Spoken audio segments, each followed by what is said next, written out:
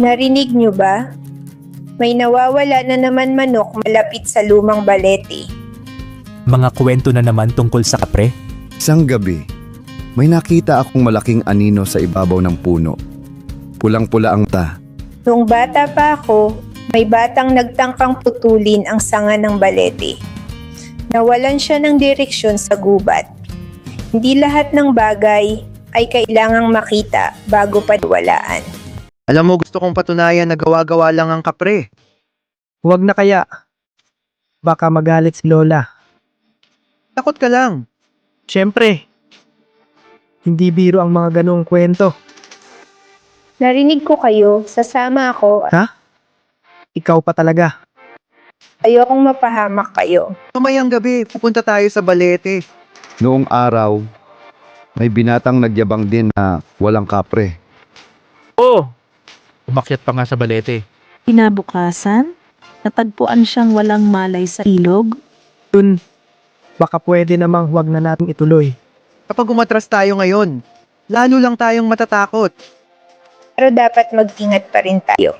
Kung tutuloy kayo, huwag kayong magsisigaw at huwag ninyong sasaktan ang kahit anong halaman. Ang tahimik naman dito. Mas malamig habang papalapit tayo. Tingnan nyo, doon ang balete. Parang may usok sa taas. Bakit ninyo ako hinahanap? Sino riyan? Parang may bumubulong. Huwag kayong humiwalay. Huwag kayong matakot, malapit na tayo. Kaming taon ko nang binabantayan ang kagubatang ito. Hindi po namin nais manggulo. Ngunit may isa sa inyo na walang paggalang. Hindi ako naniniwala sa iyo. Kaya mo ba akong titigan ng hindi nanginginig? Maraming tao ang sumira sa kagubatan. Pumutol ng puno, nagtapon ng basura. Kaya po ba kayo nagpapakita? Upang paalalahanan ang tao na hindi sila ang nag-iisang nilalang sa mundong ito. Noon, napakaganda ng kagubatang ito. Dumating ang mga taong walang pakialam.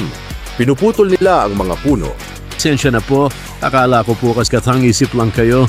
Di mahalaga kung naniniwala ka o hindi. Wala na tayong ilaw. Hindi ko makita ang daan.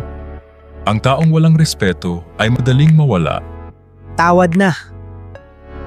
Hindi ko sineryoso ang mga babla.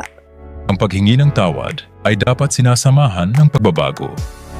Pangako po, aalagaan namin ang kagubatan. May bata. Di ko na pumahanap ang daan pa uwi. Tulungan ninyo siya. Kaya pala kakaiba ang pakiramdam ko noon. Totoo ngang may nagbabantay sa gubat. Pero may natutunan tayo. Mas maganda na ulit ang paligid. Dumadami na rin ang mga ibon. Hindi ko akalaing malaking bagay pala ang simpleng pag-aalaga sa kalikasan. Kapag nagtutulungan ang mga tao, mas gumaganda ang komunidad.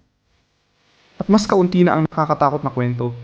Pakiramdam ko, may nakatingin sa atin. Huwag kayong matakot. Oo, pero parang binabantayan lang tayo. Ito natin ilalagay ang mga basurahan. Ama, kailangang alagaan natin ang kalikasan. Pakiramdam ko, masaya ang kapre. Mga apo, tandaan ninyo. Ang mga kwentong bayan ay hindi lamang pananakot. Ito rin ay paalala na igalang ang kalikasan.